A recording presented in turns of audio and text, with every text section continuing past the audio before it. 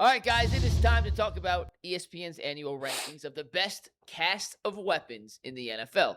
This includes running backs, receivers, and tight ends. Offensive line, quarterback, taken out of the equation. Bill Barnwell does this for ESPN every year. And we're not going to argue exactly where the Browns have been ranked because they're low. We'll get to their ranking in a second. But I have a question I want to ask you guys about this group after we go through all the data. According to Bill Barnwell, in his rankings, this is the top 5. You will not find the Browns here. You have the Lions, the Rams, the Bengals, Kevin Stefanski and the Falcons, and then the San Francisco 49ers, rounding out the top 5. Let's look at the bottom 5 now. That's where Cleveland falls itself. The Dolphins had the lowest ranked group of weapons. The Giants, 31st. The Browns, 30th.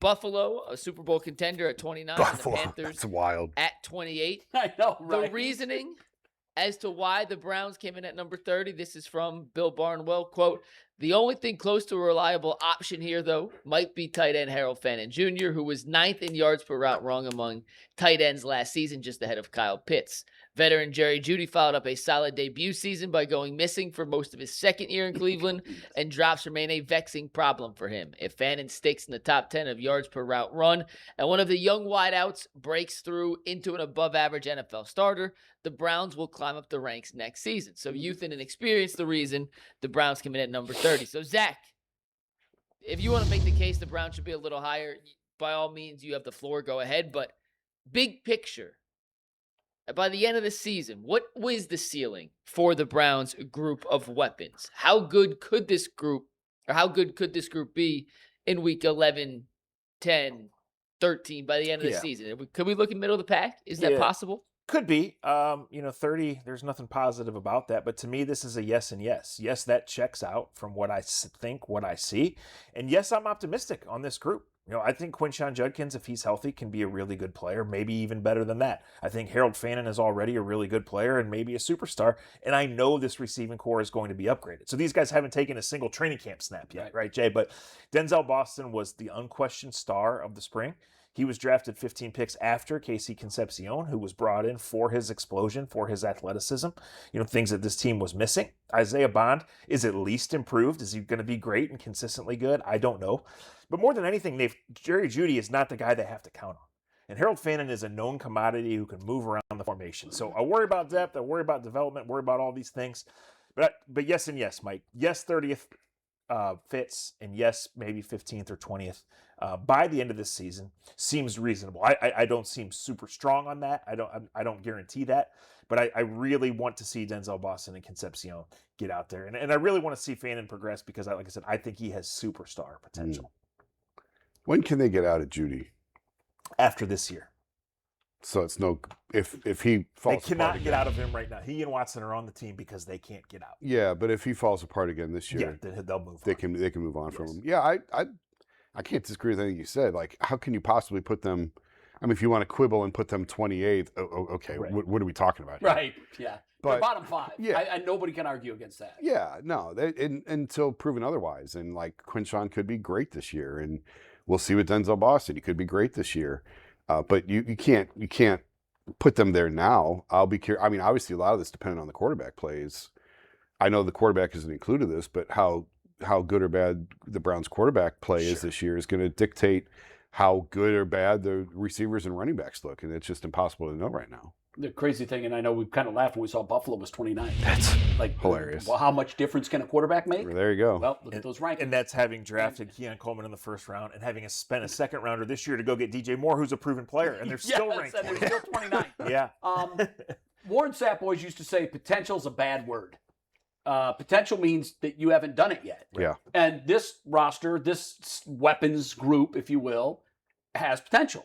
And it's a bad word because there's expectations there, there's hope there, but outside of Harold Fannin, there's no one that's truly demonstrated that they can do this. I have no doubt, barring injury, Harold Fannin is going to have an unbelievable career. I completely believe that. I believe that even before he came here on the draft. I loved him in college.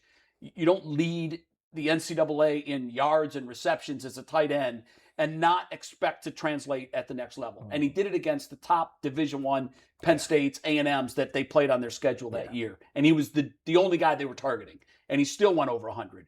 So I have every belief that he has a long runway into superstardom in the NFL. I love Judkins, but there were times where I saw him and I thought, that wasn't what I was expecting from him. Now, this happens a lot with Judkins. There were also times where I'm like, okay, there it is. Right. That's it. And so we need to see more of those moments, and he's got to stay healthy first and foremost, but we need to see more of those moments that make us say, yeah, I'm glad we went with him instead of Travion. That this was a good choice, because that was kind of the juxtaposition that they were going through at the time. The other guys, you can ask all 32 coaches in the NFL about their hopefuls, their prospects. Of course they're high on them. They're in the organization, so they think that they're going to be breakthrough guys. Boston, I think, has real potential to be a star in the league. But again, it's potential. We have to see it. We have drafted and brought in guys before that we have thought had real potential. And 2 years later, we're going, what the heck was that? Yeah. It never developed. So the one thing I want to see out of this coaching staff is how they develop these young players. Do they just scratch the surface of what they can be, or do they unlock the super mystic code to unsolving the Rubik's Cube and they turn these guys into superstars? Like you, I think they could finish middle of the pack. I'm probably a little more 15 to 20 range than above 15. But yeah, absolutely. The players are there to do it. The one thing to me that jumped out the most at that list, because you showed the top 5 too, was now we know why Kevin Stefanski wasn't crying real tears when he got fired. It worked out. I think now he's got to cash in on this, but he went from having the 29th best to the 4th best. And I'm not sure that Kevin Stefanski had a lot to do with either one of them. He just landed in Atlanta, and here's what's on your menu. Yeah. And he was given these players in Cleveland, and he had to make something out of them. But it's a lot easier to make a gourmet meal when you're sitting at 4 than you're sitting at 29 and you're like, any hamburger helper and Ritz crackers back there.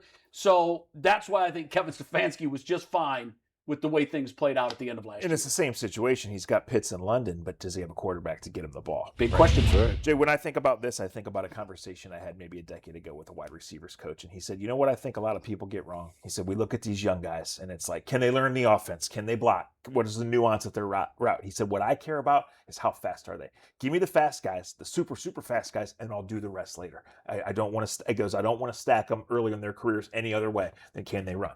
And I think the Browns, with development of Isaiah Bond and drafting of Concepcion, have kind of adapted that philosophy. Let's get them. We know they can run. Well, let's get them in and work on everything. Who's the guy from Auburn? Anthony Schwartz. Yeah, I mean, he can run fast. Yeah. Well, he changed the course of the franchise on one bad route. Yep. Yes, he did. You're right. But and what was mystifying about that story more than anything, but Schwartz, not that play in particular, is everybody knew it was a bad pick. Like, this guy is not developed as a wide receiver. He comes out his first game, he lights it up. Yeah, the Baker versus Mahomes shootout, right? Then he never did another thing except change the course of the franchise. Yeah, that's right. I forgot about that, but that's what he'll be most remembered for that, for sure. Unfortunately.